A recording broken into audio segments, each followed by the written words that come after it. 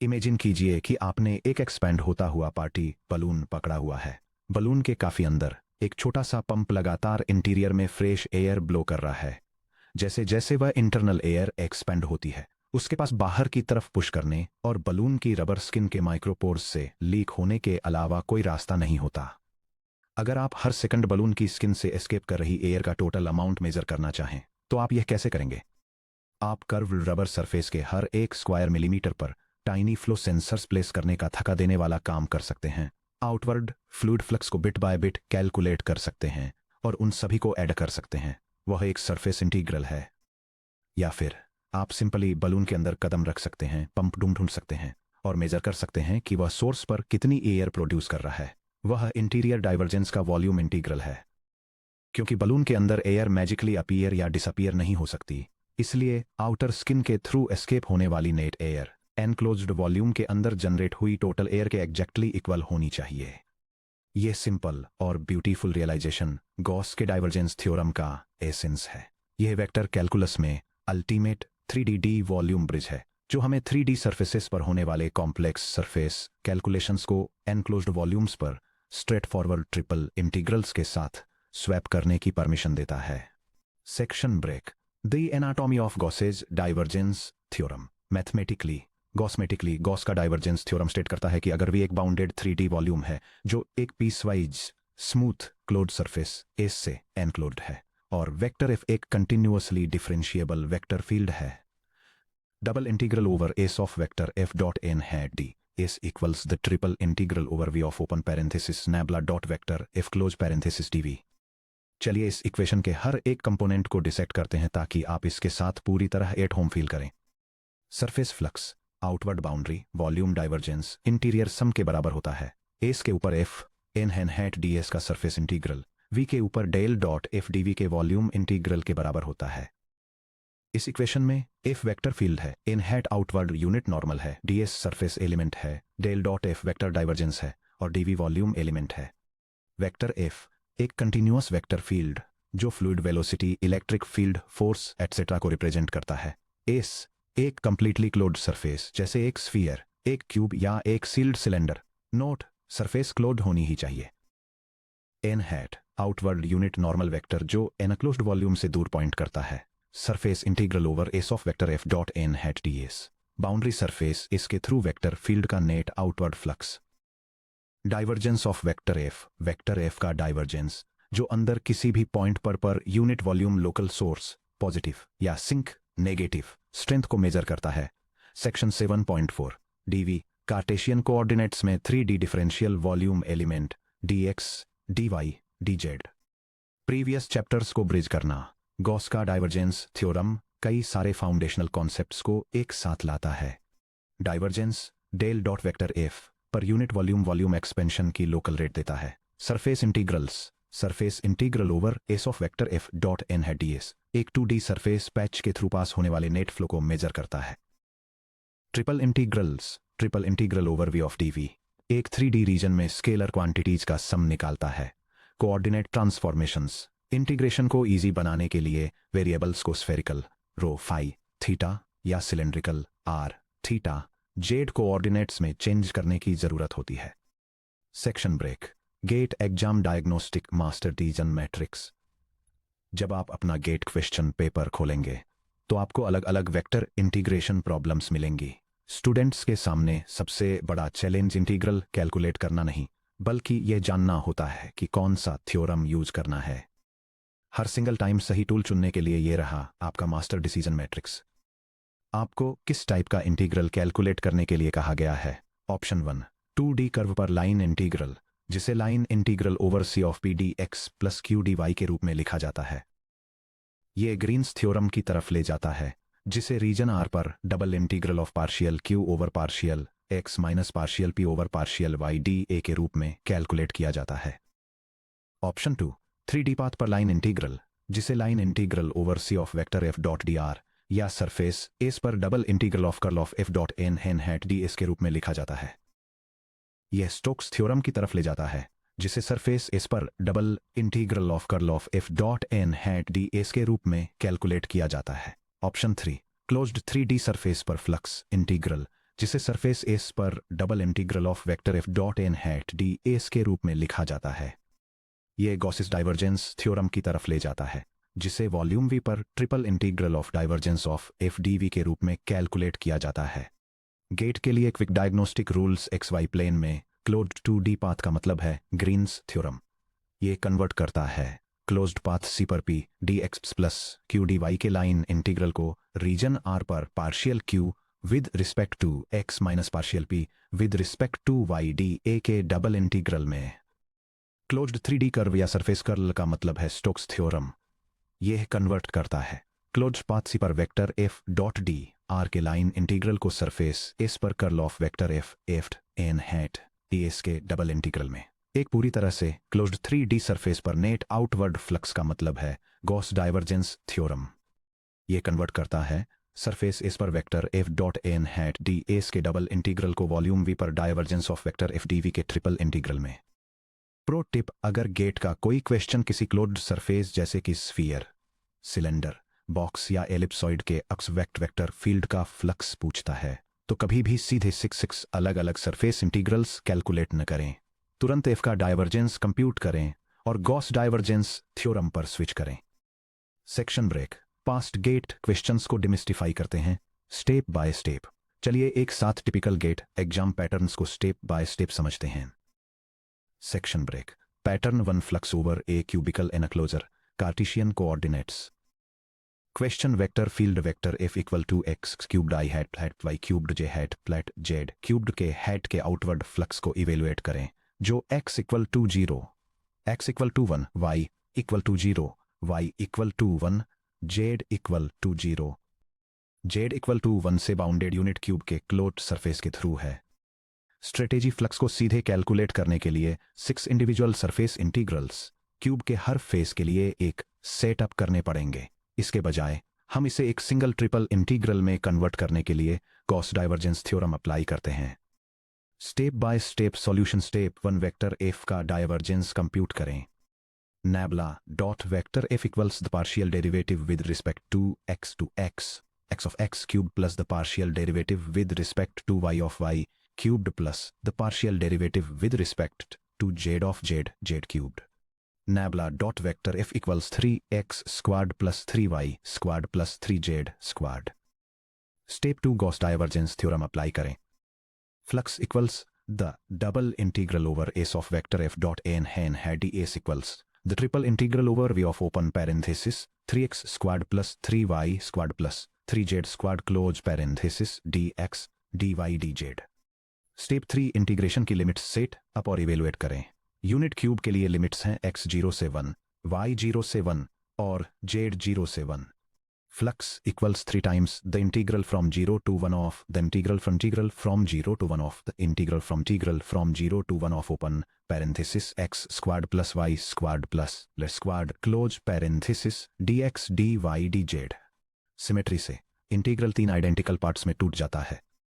Flux equals 3 times open parenthesis then integral from 0 to 1 of x squared dx times the integral from 0 to 1 of dy times the integral from 0 to 1 of dz plus the integral from 0 1 of x times the integral from 0 to 1 of y squared dy times the integral from 0 to 1 of dz plus the integral from 0 1 of dx times the integral from 0 to 1 of dy times the integral from 0 to 1 of z squad dz close parenthesis. एक component evaluate करते हैं।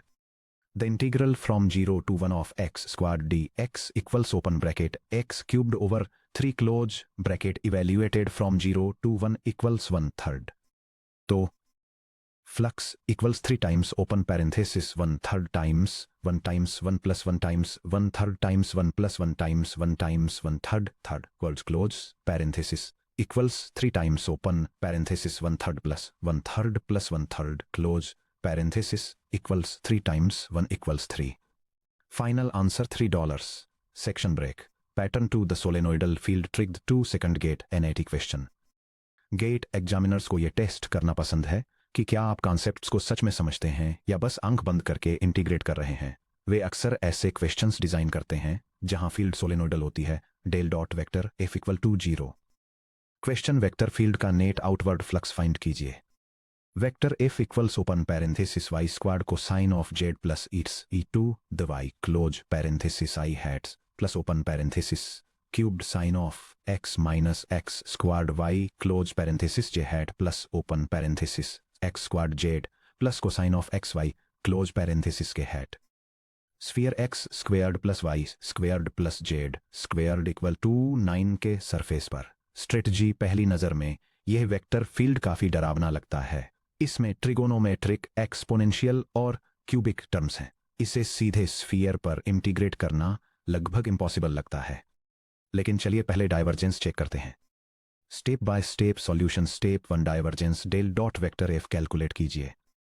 Nebula dot vector F equals the partial derivative with respect to x of open parenthesis y squared cosine of z z plus e to the y close parenthesis plus the partial derivative with respect to y of open parenthesis z cubed sine of x minus x squared y close parenthesis plus the partial derivative with respect to z of open parenthesis x squared z plus cosine of x y close parenthesis।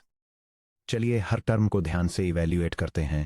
Partial with respect to x of y squared cosine z plus E to the y equal to 0 कोई x present नहीं है। Partial with respect to y of z cubed sin x minus x squared y e 2 minus x squared partial derivative with respect to y. Partial with respect to 2z of x squared z plus cosine of xy equal to plus x squared partial derivative with respect to z. इनको सम करने पर the divergence of vector f equals 0 minus x squared plus x squared equals 0. Step 2 Gauss divergence theorem apply कीजिए। Flux equals the triple integral over V of the divergence of vector F D V which equals the triple integral over V of 0 d V which equals 0।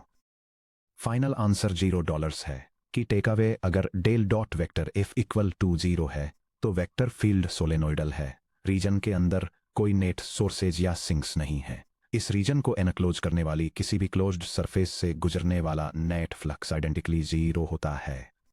Numerical answer type N80 questions में हमेशा del dot vector F को पहले test करें। यह आपके unnecessary काम के 10 minutes बचा सकता है। Section break. Pattern 3 spherical symmetry and coordinate transformations. Question origin पर central radius r equal to 2 के एक स्फेयर की सरफेस से vector f equal to 2xi hat plus 3yj hat plus z k hat का net outward flux calculate करें। Strategy divergence compute करें, फिर spherical volume या सिंपल ज्योमेट्रिक फॉर्मूलाज का यूज करें।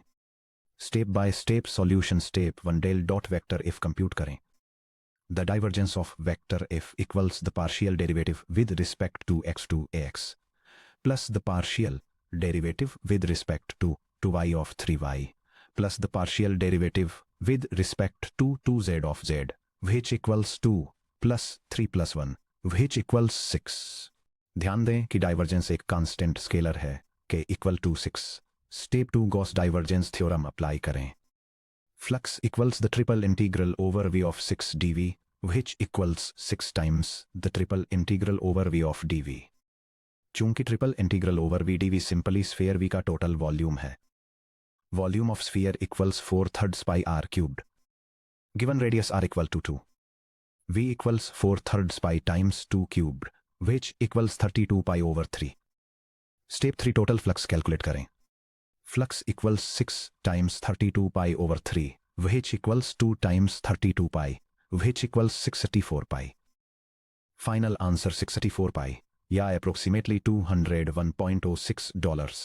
Section break. Pattern 4 cylindrical coordinate domains, cylinders enclosed by caps.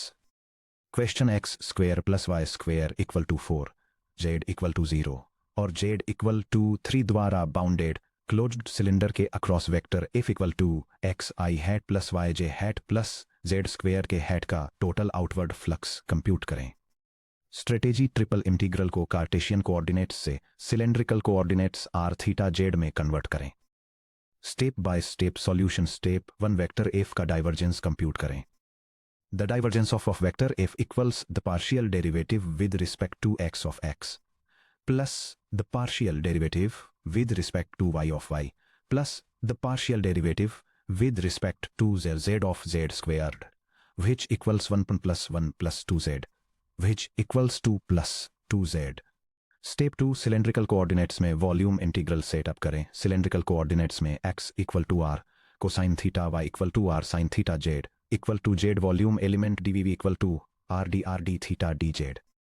Solid cylinder की boundaries हैं. Radius r0 is less than और equal to r less than और equal to 2.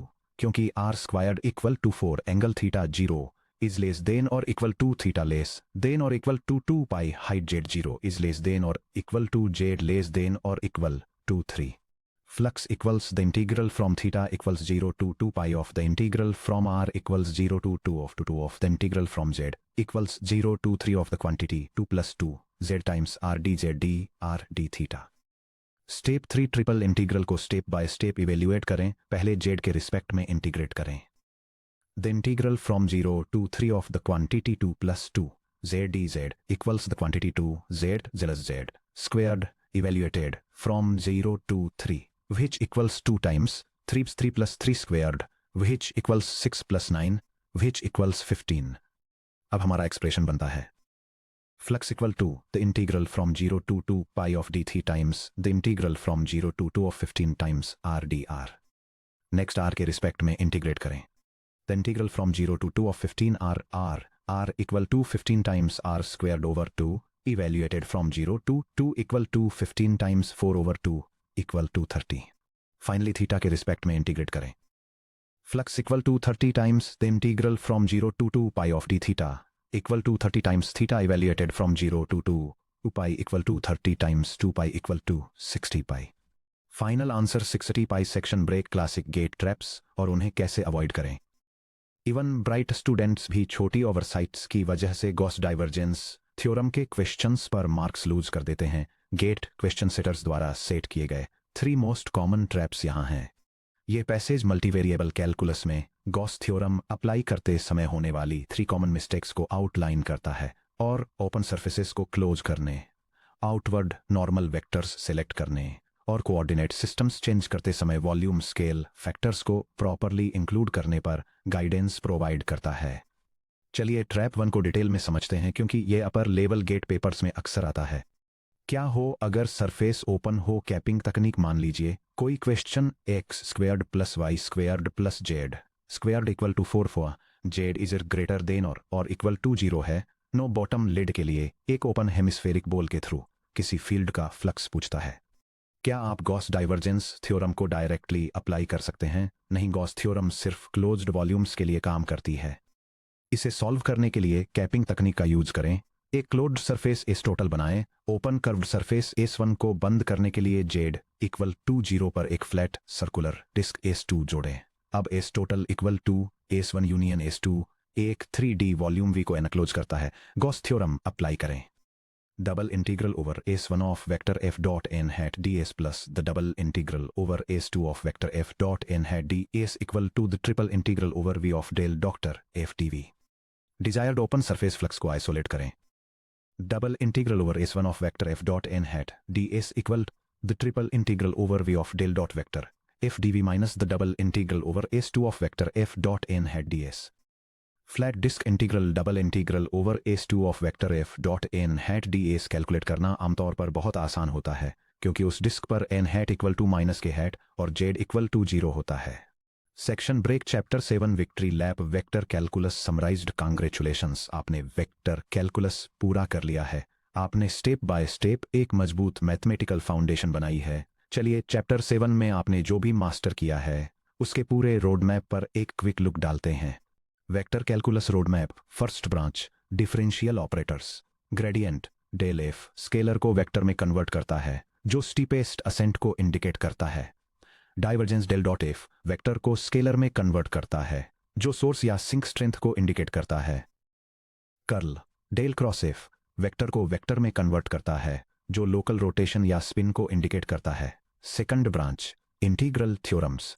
Green's theorem 2D line integral को 2D area integral में convert करती है. Stokes theorem 3D line integral को 3D surface integral में कन्वर्ट करती है. गॉस की divergence theorem closed 3D surface integral को 3D वॉल्यूम इंटीग्रल में कन्वर्ट करती है. The big four vector identities जो हर गेट एस्पिरेंट को याद होनी चाहिए। Curl of A gradient is always zero. Del cross del F equal to the zero vector, which implies conservative fields have zero circulation. Divergence of a curl is always zero. Del dot del cross vector F equal to zero, which implies rotational fields have no net flux sources. Irrotational field condition. Del cross vector F equal to the zero vector, which implies vector F equal to del F potential field exists. Solenoidal field condition. Del dot vector F equal to zero, which implies incompressible flow, no sources or sinks. Section break. What's next? Moving on to chapter 8. Vector calculus. Calculus describe करता है कि physical quantities space में कैसे change, flow और circulate होती हैं। लेकिन तब क्या होता है जब फिजिकल क्वांटिटीज टाइम के साथ चेंज होती हैं या अपने खुद के रेट ऑफ चेंज पर डिपेंड करती हैं। चैप्टर 8 में हम ऑर्डिनरी डिफरेंशियल इक्वेशंस ओडीज की दुनिया में एंटर करते हैं। आप डिफरेंशियल इक्वेशंस का यूज करके ऑसिलेटिंग स्प्रिंग्स और इलेक्ट्रिकल सर्किट से लेकर पॉपुलेशन ग्रोथ और कूलिंग लॉज तक रियल वर्ल्ड सिस्टम्स को मॉडल करना सीखेंगे। एक गहरी सांस लीजिए, अपने नोट्स रिव्यू कीजिए, कुछ प्रैक्टिस प्रॉब्लम्स सॉल्व कीजिए और वेक्टर कैलकुलस पर अपनी मास्टरी को सेलिब्रेट कीजिए। सी यू इन चैप्टर 8।